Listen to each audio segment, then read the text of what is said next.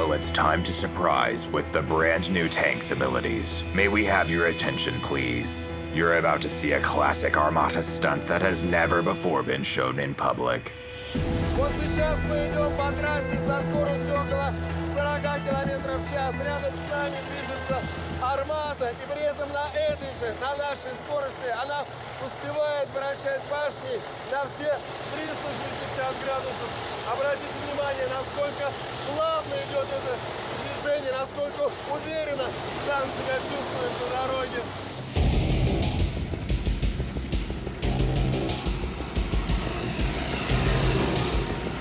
Ну, красавец же! We need to clarify that 25 miles per hour is hardly a limit at all. The top speed of this sensation is also classified, naturally. But those who have been to Moscow's Victory Day parade know that the vehicles can drive through Red Square down Vasilevsky slope. To keep the ranks of military vehicles in order, the tanks have to accelerate to almost 60 miles per hour, and the Armata kept this pace that was hardly suitable for a tank. Here, we need to clarify another thing. It's not entirely correct to call the Armata a tank. It's more properly called a platform, which has a standard set, an armored hull, plus the chassis, engine, and gearbox. Then if you place the tower with a cannon on the platform, you'll get an Armata tank, or the T-14.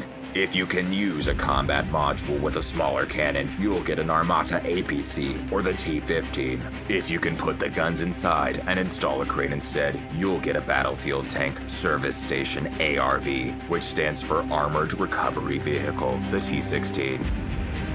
Only when all three vehicles gather together in one place can you find all of the differences between them. А сейчас мы вам покажем номер, который не может повторить ни один другой российский танк. На старт, внимание, марш! Поехали! Это называется вращение на месте. Обратите внимание, танки, когда крутятся, они вообще не выходят со своей габариты. Армата идеально точно стоит на своем месте, словно привязанная. И это значит, что в бою она совершенно свободно может развернуться на 180, на 360 градусов. И этот номер не может повторить никто.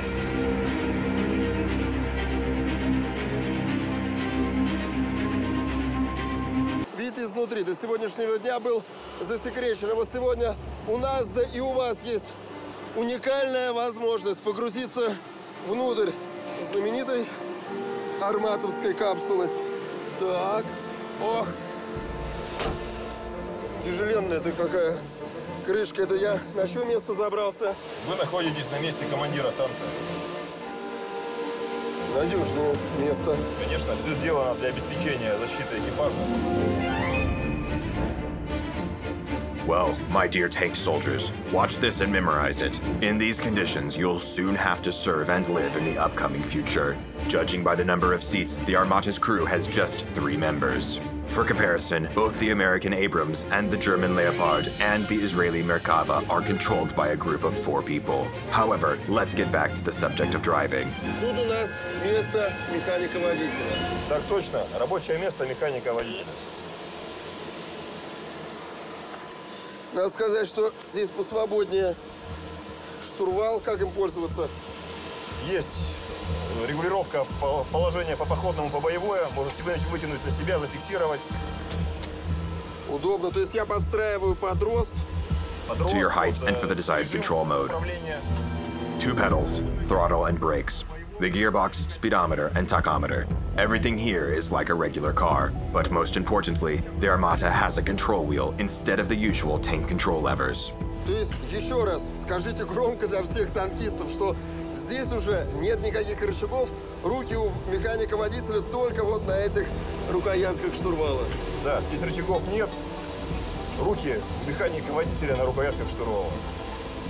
Долго они об этом мечтали.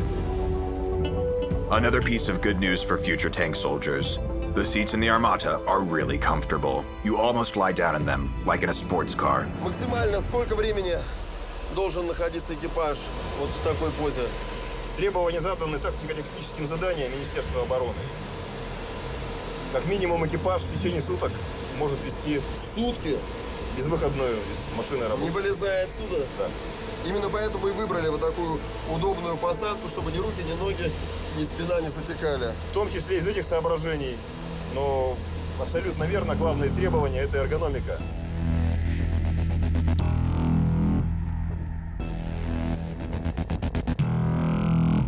But what would you do when you were under fire? Вот представим такую ситуацию. Армата на поле боя. С одной стороны подлетает одна ракета, с другой стороны другая. Вот что делает экипаж с этими ракетами? Все системы активной защиты, они работают автономно, без участия экипажа. Армата сам сообразит и уничтожит эту Именно ракету. так. The first one is comprised of new stealth technologies, materials and paint which make the tank invisible to enemy radar.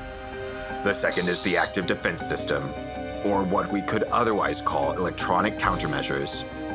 They form an impenetrable electronic shield from all types of homing missiles and magnetic fuse mines. Should an enemy try to, say, measure the distance to the tank with a laser beam, the defense will set off a metal particle smokescreen, and the tank will vanish in it. Finally, the third layer is the armor, which additionally enhanced from the outside with the fourth and final attribute, explosive reactive armor. That so-called electronic countermeasures on these Russian tanks is what God was talking to me about last year. He told me that this is a special safety system exclusive to Russian military that prevents enemy-guided missiles, including all types of man-pads, from hitting the target. He told me it is some kind of electronic jamming that causes enemy missiles to deflect when they reach near the target, the proximity of the energy shield. He told me that it is nothing like that of the Western counterpart, which are vulnerable to Russian-guided missiles and man-pads.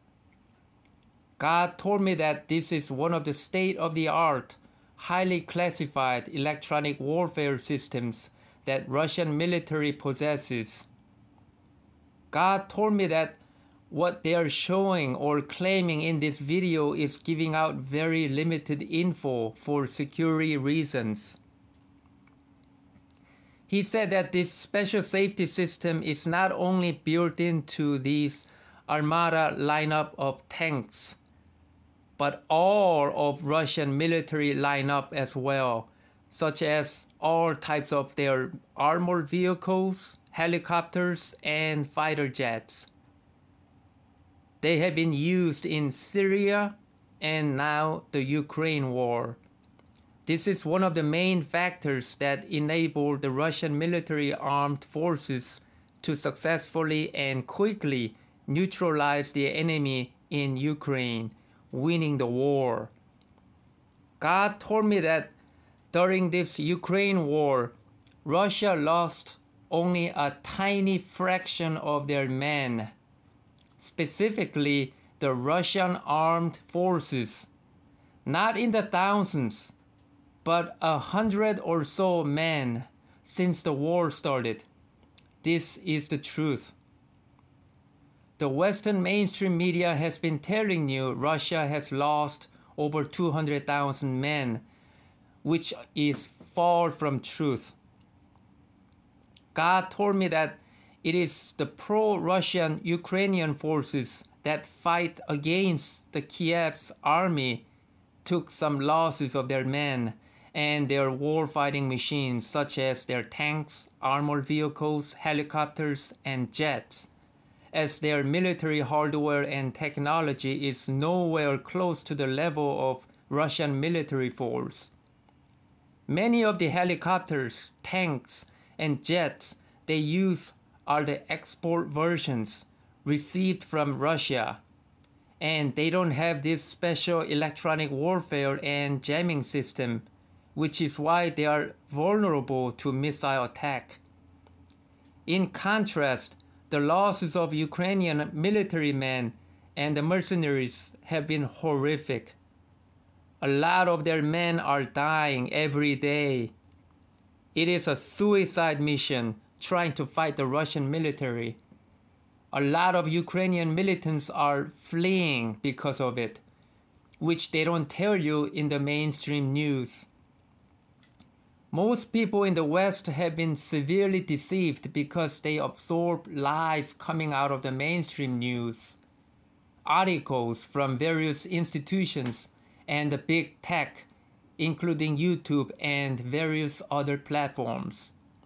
Many young people that play first-person shooting video games have also been deceived because they can easily shoot down helicopters and destroy tanks with their manpads in video games, which is far from truth, which is far from reality. People need to wake up. Russian military is much more advanced than what they think.